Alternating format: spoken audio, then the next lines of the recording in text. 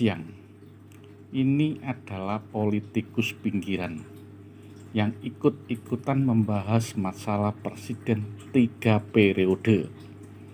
Politikus tersebut mengatakan hal ini merupakan lucu-lucuan saja, sebab pada dasarnya untuk 3 periode itu tidak ada payung hukumnya. Ya, itu adalah bagian lucu-lucuan saja, karena pada dasarnya rakyat pun tidak tertarik. Coba tanya rakyat, mana yang mau mengikuti 3 periode? Kata politikus pinggiran menjawab, presiden sudah menentukan sikap terkait isu tersebut.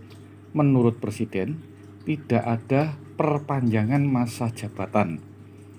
Kemudian politikus pinggiran juga ikut menyinggung partai politik, ketua partai politik hingga menteri yang setuju dengan penundaan pemilu tersebut. Dia heran dengan akal sehat mereka masing-masing. Ini adalah politik yang mudah sekali untuk dibaca. Jadi sebenarnya ini mudah dibaca. Bahkan ada satu manuver yang gampang sekali ditebak. Kok tiba-tiba ngomong seenaknya dada. Sebelumnya Bapak Presiden sudah berbicara dan berkunjung ke daerah-daerah bahwa dia sering mendengar teriakan-teriakan seperti itu, yang mana dia tetap kokoh bahwa pada konstitusi yang ada. Hal ini merupakan bahwa Bapak Presiden tetap memegang teguh konstitusi yang ada atau payung hukum yang berlaku di Indonesia. Hal ini dia tetap pada jalur yang benar. Beda lagi kalau di kasus sebuah kerajaan pada zaman dahulu. Kalau zaman dahulu memang ada raja yang sangat bijak, negaranya adil makmur yang dipimpin oleh seorang raja.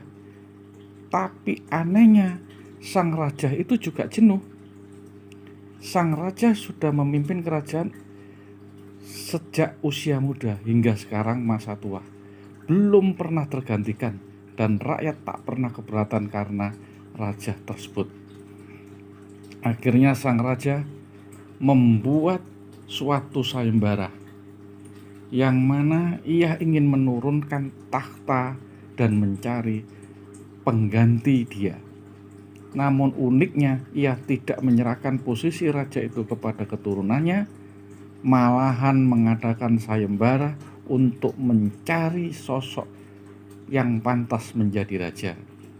Disebarkanlah sebuah pengumuman ke seluruh negeri, ia untuk menjadi raja sebagai penggantinya. Dia mengeluarkan beberapa syarat untuk bisa memenuhi menjadi raja tersebut.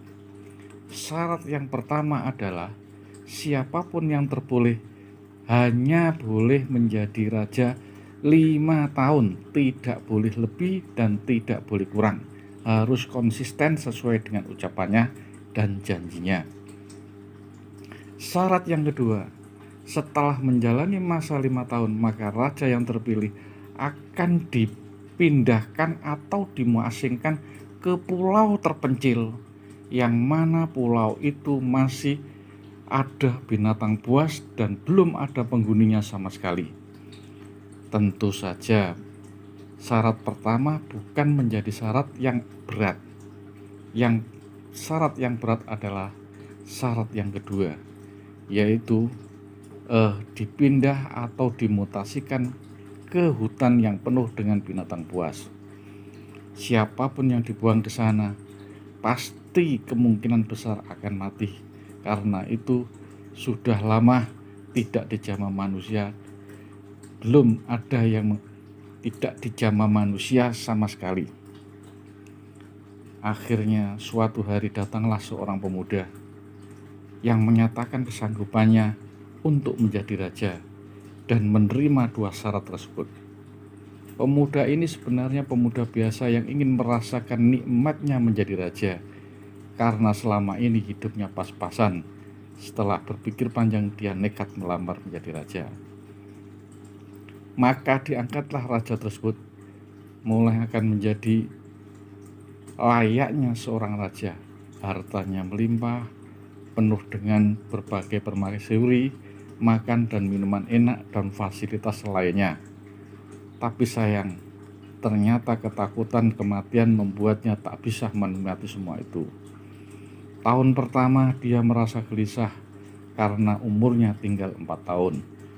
Tahun kedua makin tak tenang dan tak bisa tidurnya. Tahun ketiga menyesali keputusan untuk menjadi raja. Tahun keempat ia benar-benar tak bisa menikmati apa yang dihadapinya.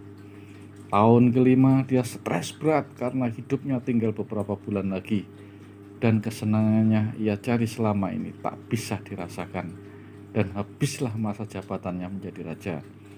Lalu dibuanglah ke pulau seberang, yang mana sesuai dengan komitmen awal, yakni pulau yang sangat mengerikan yang penuh dengan binatang buas. Tak butuh lama ada kabar dari negeri, sang pemuda tewas dimakan binatang buas. Pemuda itu tidak sempat mendapatkan kenikmatan dunia yang ia cari. Ada beberapa contoh yang membuat tewas sang raja sehingga orang lain enggan untuk melamarnya. Buat apa hidup enak 5 tahun yang pada akhirnya mati? Ternyata suatu hari ada seorang yang melamar menjadi raja dan siap menanggung semua risikonya. Tahun pertama ia gila-gilaan, berpesta pora, sadar bahwa ia tak akan lampung lagi. Tahun kedua dia begitu juga, melakukan pesta makin gila-gilaan, bahkan tak peduli apapun yang inginkan, bersenang-senang sebelum mati. Tahun kelima berlahirlah ia, dibuang ke pulau laut yang nasibnya sama dengan orang sebelumnya, tewas dimakan oleh binatang buas. Orang ini masih lebih baik, setidaknya ia sudah menikmati akan kehidupan dunia yang enak sebelum dia mati. Dengan adanya orang dua yang tewas tadi, membuat banyak orang melupakan mimpinya untuk menjadi raja. Meskipun mereka penasaran apakah masih ada orang yang cukup goblok dan bodoh melamar menjadi raja. Suatu hari datanglah seorang pengemis, datang melamar untuk menjadi raja, dan juga menanyakan kesanggupannya. Dua syarat tersebut. Mendengar ada yang melamar menjadi raja tersebut membuat warga penasaran. Sebagian menertawakan akan kegoblokan si pengemis tadi, sementara ada yang merasa ibah dan kasihan padanya. Akan tetapi keputusan sudah bulat untuk pengemis tadi menjadi raja. Ia diberi segala kemewahan dan kemudahan serta fasilitas yang layak menjadi seorang raja. Ternyata pemikiran dia beda dengan dua orang sebelumnya. Pengemis tadi tidak berpesta pora dan tidak berfoya-foya. Ia tetap pada pola hidup semula, sangat-sangat sederhana seperti kayak orang miskin. Tidak selama ini tidak seperti raja. Ternyata di tahun pertama ia mengumpulkan seluruh pasukan kerajaan yang akan diperintahkan untuk ke negeri seberang atau ke pulau yang terpencil tadi untuk membabat habis hutan rimba di sana dan memindahkan semua binatang-binatang yang ada di tempat sana. Dia memerintahkan juga memberikan pangkalan militer untuk kekuatan-kekuatan dan latihan di sana. Di samping itu untuk menghindari hal-hal yang tidak diinginkan. Sebagai raja, tentunya perintah itu tetap dipatuhi dan dilakukan oleh para pasukan yang ada di sana. Di tahun kedua, dia telah memanggil dari berbagai macam arsitek yang terbaik di berbagai daerah, diperintahkan untuk membangun sebuah istana yang megah yang untuk ditempati sekarang. Tahun kedua ini, dia dirikan berbagai macam tempat rekreasi dan tempat hiburan di sana, agar para masyarakat juga betah dan kerasan dan akan ingin pindah ke sana juga. Di tahun ketiga, ia mengumpulkan beberapa barang-barang yang sangat dibutuhkan untuk kepentingan di sana. Tahun keempat, ia mengirim orang-orang atau pelayan atau pengurus kebun atau tukang sapu dan lain sebagainya untuk mengurusi istana-istana yang di sana atau tempat-tempat rekreasi yang dianggap baik. Tahun kelima, Ia dan keluarga istana meminta untuk bersabar, untuk menanti ke Pulau Tegang tersebut, dan akhirnya sampai menunggu masa jabatannya, dan sang raja sudah siap untuk pindah atau dimutasikan ke laut yang penuh dengan hantu dan binatang buas, menjadi sebuah pulau yang diinginkan, tempat rekreasi yang hebat, gedung-gedung yang megah, dan sudah terbebas dari binatang buas.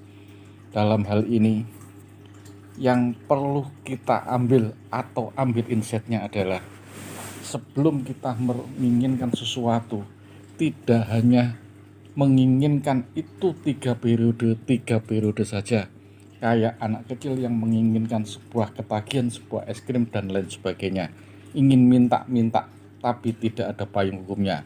Sebelumnya mestinya harus dibentuk dulu atau direvisi undang-undang atau diamandemen, sehingga payung hukumnya sudah ada, tinggal melaksanakan sesuai dengan keinginan mereka atau keinginan kita.